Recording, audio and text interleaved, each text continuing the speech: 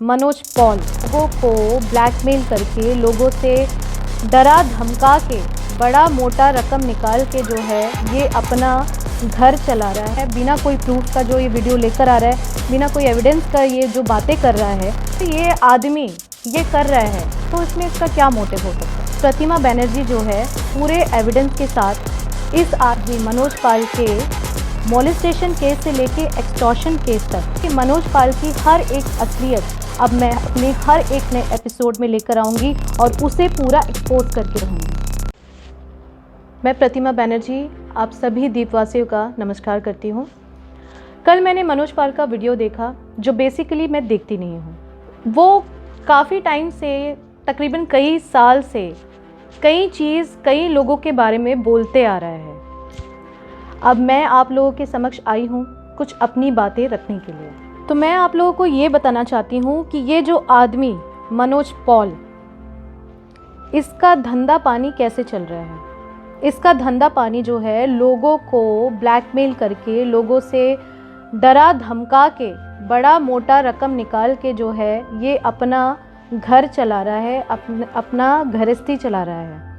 तो मैं ये बताना चाहूँगी उन लोगों को जो लोग इनका वीडियो देखकर अंधाधुंध इसकी बातों पर विश्वास कर रहे हैं, बिना कोई प्रूफ का जो ये वीडियो लेकर आ रहा है, बिना कोई एविडेंस का ये जो बातें कर रहा है, तो मैं उन लोगों को ये बोलना चाहूँगी कि अपनी आँखें और अपने कान खुले रखें, क्योंकि मनोज पाल की हर एक असलियत अब मैं अपने हर एक नए एपिसोड में लेकर आऊँगी और उसे पूरा एक्सपोज करके रहूँगी। एक छोटी सी लॉजिक है, अगर आप और अगर मैं समझें तो इस पे बहुत सारी चीज़ें ऐसी निकल के आ सकती है कि आज की डेट में आप और हम अगर सोचें तो क्या हमारे पास इतना टाइम है कि हम पूरा दिन जो है वीडियो बनाते रहें ऐसे मुद्दों पर जिस मुद्दों का ना सिर है ना पाँव है, ना कोई समझ है ना फैक्ट है, इररिलेवेंट जिसे माना जा सकता है। तो ऐसे मुद्दों पे हम वीडियो बना रहे हैं, वीडियो जारी कर रहे हैं, ट्वीट कर रहे हैं हर दिन, एकदम लेंथी वीडियो, ठीक है।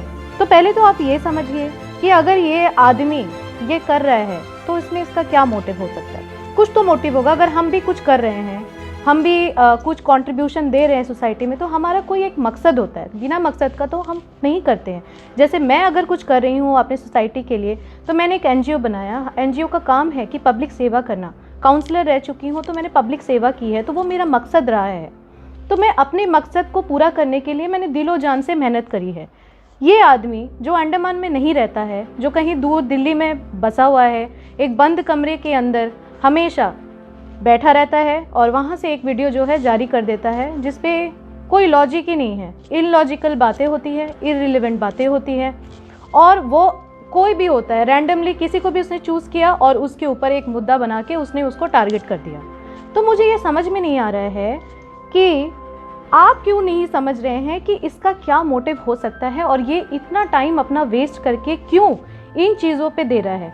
क्या सच में मनोज पाल, मैं तुमसे पूछना चाहती हूँ, तुम डिगलीपुर का है, तुम रहता दिल्ली में है और वहाँ बैठे बैठे जो है तुम बंगाली कार्ड खेल रहे हैं। तो मेरे को ये बताओ, अंडमान एंड निकोबार आइलैंड को हम लोग जो है मिनी इंडिया बोलते हैं। क्यों बोलते हैं शायद पता होगा, क्योंकि यहाँ पे हर जाति धर्म समुदाय के लोग रहते हैं। तो कहीं ना कहीं अंडमान एंड निकोबार आइलैंड एक ऐसी जगह है जहाँ पे एक पीस और हार्मनी देखा जा सकता है, जिसको तुम जैसे लोग जो है ना बर्बाद करने की कोशिश कर रहे हैं। तो याद रखना, ये बंगाली कार्ड जो तुम खेल रहे हैं ना, तो ये खेलना बंद करो। बंगाली तो मैं भी हूँ। मैं 5 साल से यहाँ पे काउंसलर रहते हुए, मैं 2 साल से NGO में काम करते हुए, मैंने कभी अपने आप को ये नहीं दर्शाया कि मैं बैनर्जी हूँ, मैं बंगाली हूँ, क्योंकि यहाँ पे सो कॉल्ड बंगाली का पॉपुलेशन बहुत ज़्यादा है, मुझे सपोर्ट सिस्टम की ज़रूरत है।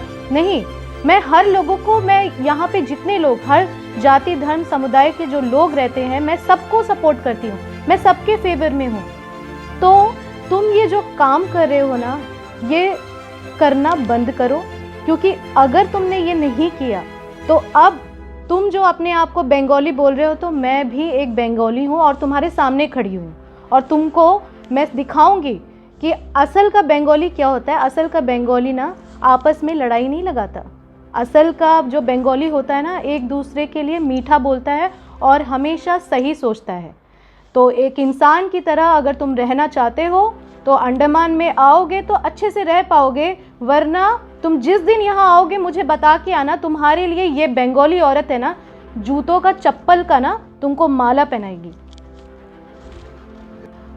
मैं एक सवाल हमारे अंडमान निकोबार द्वीप समूह के एडमिनिस्ट्रेशन से करना चाहती हूँ कि ये आदमी जो है, ये मनोज पाल, इतने टाइम से वीडियो पेश कर रहा है, जारी कर रहा है, ना जाने ऐसे बहुत सारे मुद्दों पे बात कर रहा है। बहुत सेंसिटिव मैटर में भी इसने अपने जजमेंट रख दिए अपने आप से ही, जैसे कि ये खुद जज है यहाँ का, अंडमान का।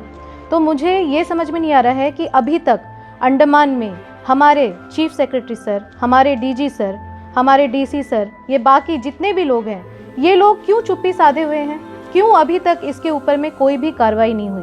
अब आप इसके हर वीडियो पे देखो, हर कोई डिपार्टमेंट, गवर्नमेंट डिपार्टमेंट निशाना बन रहा है, गवर्नमेंट डिपार्टमेंट के हर एक एम्प्लॉय निशाना बन रहे हैं। अब ज़्यादा दूर जाते हुए आप ये देख लीजिए कि पुलिस डिपार्टमेंट की बात कर लेती हूँ। यहाँ पे हर आला अधिकारी जो इतना मेहनत कर रहा है, जो इतना काम कर रहा है, जिसकी वजह से मैं पर्सनली तो बहुत सेफ फील करती हूँ अंडमान में।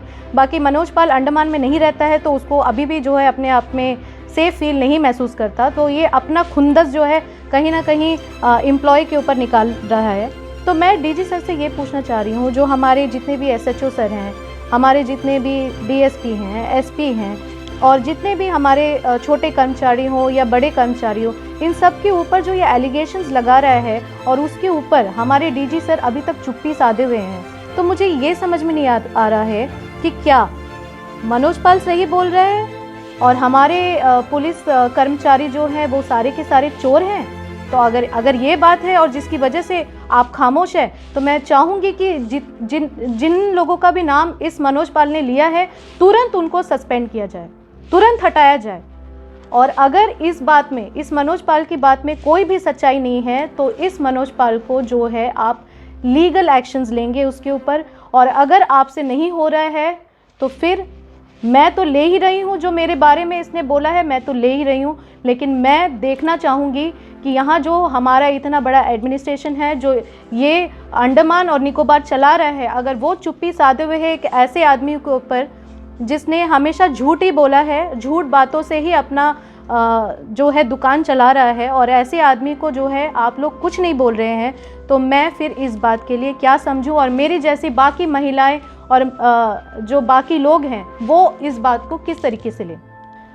मैं डीजीपी साहब से ये पूछना चाहती हूँ कि जो इतने सालों में ये मनोज पाल दिल्ली में बैठा बैठा यहाँ के जितने भी गवर्नमेंट ऑफिशियल्स हैं और एम्प्लॉयज़ हैं और बिजनेसमैन हैं, पॉलिटिशियंस हैं, इन सबको धमका रहे हैं, उनको तो धमका रहा है, साथ ही साथ उनके फैमिली बच्चों को थ्रेटन कर रहा है, और उसके सारे जो रिकॉर्डिंग्स हैं वो सब हमारे पास में, एविडेंस हमारे पास में बिल्कुल सुरक्षित है, जो कि मैं अपने नेक्स्ट एपिसोड में आप लोगों के सामने जारी करने वाली हूँ। तो मैं ये पूछना चाहती हूँ कि इतना सब कुछ होने के बाद एक आदमी जो दिल्ली में बैठ के अंडमान में हर किसी के ऊपर में एलिगेशंस लगा रहा है, तो क्यों उसके खिलाफ कोई कार्रवाई नहीं की जा रही? तो क्या मैं ये मान के चल सकती हूँ कि अंडमान निकोबार का एडमिनिस्ट्रेशन जो है उसको फुल सपोर्ट दे रहा है? अब आपके पास में अगर मनोज पाल कभी भी आए तो वो विदाउट एविडेंस आएगा, लेकिन प्रतिमा बनर्जी जो है पूरे एविडेंस के साथ इस आदमी मनोज पाल के मोलेस्टेशन केस से लेके एक्सटॉर्शन केस तक और उससे आगे कई केसेस जो चलेंगे, अब जो चल रहे हैं और जो चलेंगे, इन दोनों की बात मैं कर रही हूँ, वो लेकर आएगी विद प्रूफ के साथ, विद एविडेंस के साथ। रोक सकता है मनोज पाल तो रोक लो, क्योंकि मेरे अंदर में अब वो सोच रहा होगा कि मैं इतने दिन से चुप थी, मैंने कुछ नहीं बोला, तो तुम मेरे को गंदगी साबित करने की कोशिश कर रहा है। एक महिला जो कि इस सोसाइटी में काम करी, अपना कंट्रीब्यूशन दे चुकी है, उसके ऊपर तुमने इतने गंदे गंदे आरोप लगाए हैं। तो अब अपने ऊपर जो तुम्हारे ऊपर में एक्चुअल आरोप जो लग रहे हैं, जिसके ऊपर केसेस चल रहे हैं ना, तो उसको मैं एविडेंस के साथ में पेश करने वाली हूँ। उसके लिए तुम रेडी हो जाना।